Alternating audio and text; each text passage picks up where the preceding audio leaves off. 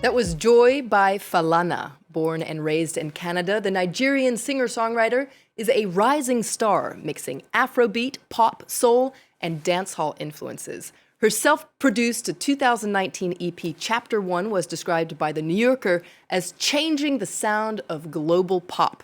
Recording in Jamaica, England, Canada, the US, Portugal, Ghana, and Nigeria, Falana has indeed crafted a sound with a unique perspective that is truly worldly. Now, she recently released her hotly anticipated sophomore EP. It's called Rising, and she joins me virtually from London to tell me more about it. Falana, it's such a treat to have you on the show.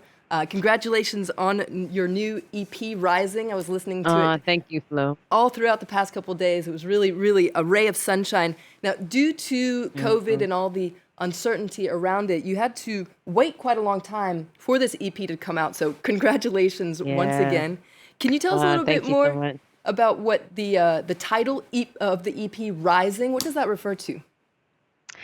Rising, I think, well, first of all, organically, it kind of became like a women's empowerment type of theme in my EP, and that wasn't necessarily intentional.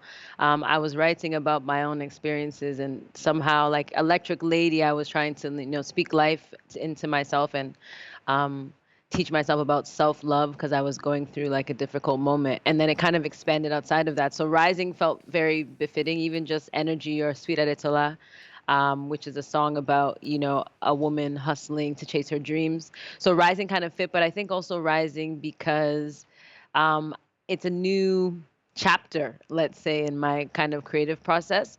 And I was like a creative rising. I really had to break out of my comfort zone to create these songs. And it was an evolution from chapter one, which is, a lot more analog and stuff. So it kind of just came about organically, like rising, creative rising, women rising. It just felt like the perfect fit. And you mentioned the importance of talking about female empowerment on this EP. You mentioned the song Sweet Adetila, also Electric Lady. Why was it important for Yeah. you to explore these themes on your album? Um, well, obviously, as a woman, I have very unique experiences that I know a lot of women can relate to, especially when we talk about women's empowerment and women getting access in the music industry or any industry for that matter. But I think even on a more like simple like response, I would say just speaking about issues that are very personal and relate to me, like even just being a female in the music industry and all the challenges that has that I've faced with that. Like I'm telling real stories, Sweet Adetola specifically is a song about someone who maybe life has knocked them down. Um, and you have to despite life knocking you down, you have to keep pushing and keep striving, and you make mistakes, but let he who is without sin be the first to cast the stone. It was that kind of that energy. So yeah, I think it's important that we always use our voices and our platform to really speak about important issues, but also just being true to our own experiences as well. Well, you mentioned the song Sweet Adetola. We're going to listen to a little bit of that song right now. Check it out. A big man down in the hotels now. It's not a paradise, but she coping and she don't know how. Sometimes some any you're a line up to. Either way, she on her own and she do what he loves do.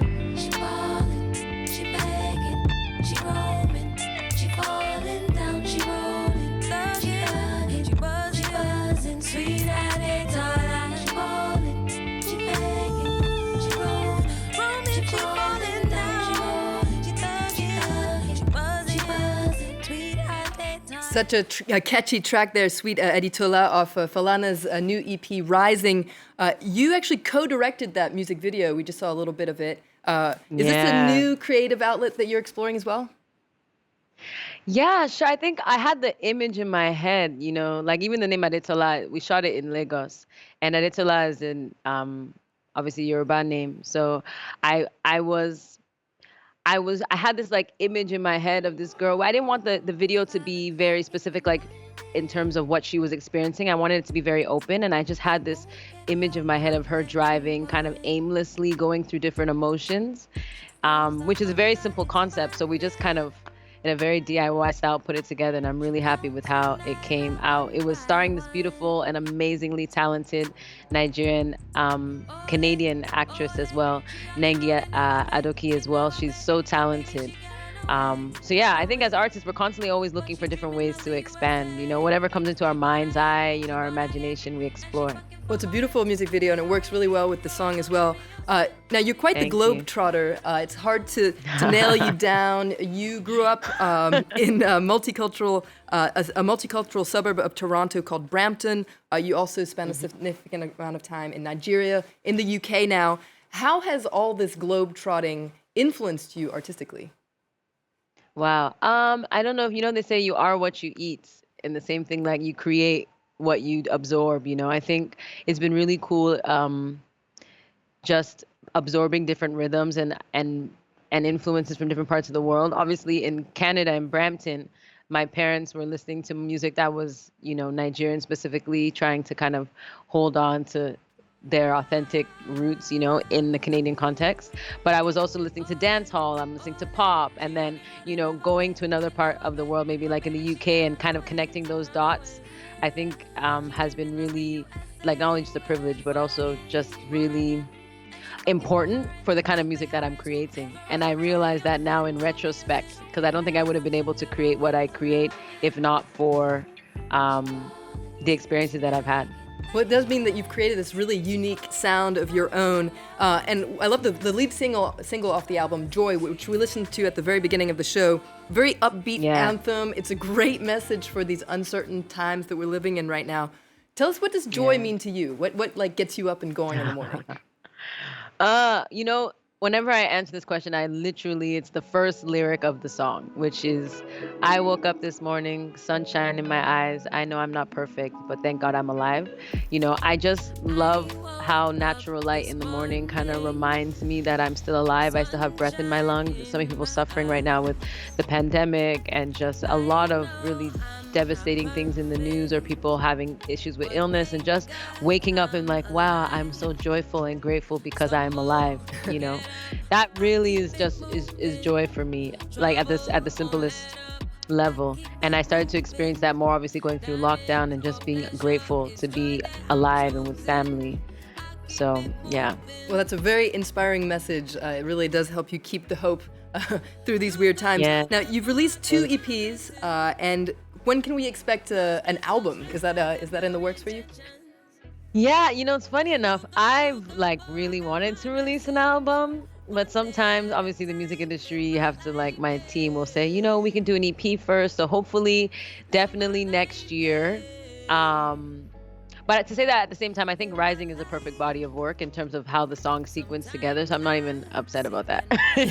So album definitely in the new year, in 2022. And also I can't wait to be on tour as well. That's really what I'm looking forward to be completely honest. Well, looking forward to you being back on tour as well. We're going to move on to some other music news that's making headlines with the Belgian singer-songwriter Angèle.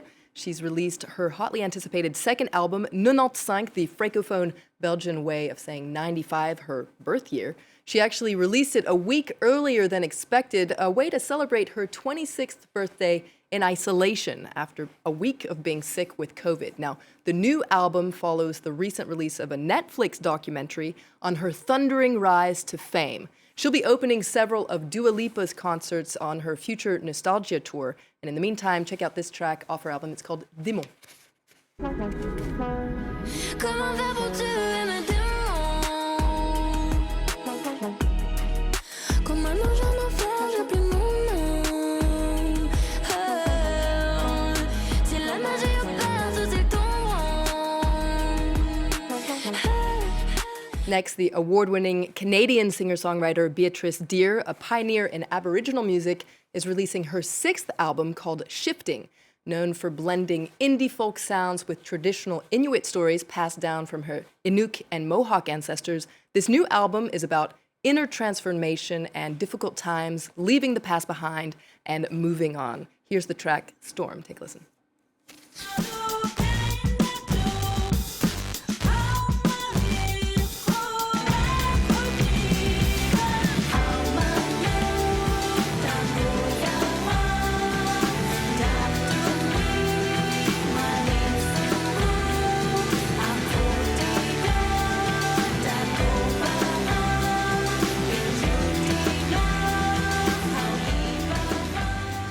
So it's the track "Storm" from Beatrice Deer. Falana, back to you. You were mentioning your parents listening to traditional music from Nigeria. You mentioned Yoruba as well, a language that's spoken in Nigeria. Have you ever been tempted to sing in other languages than English?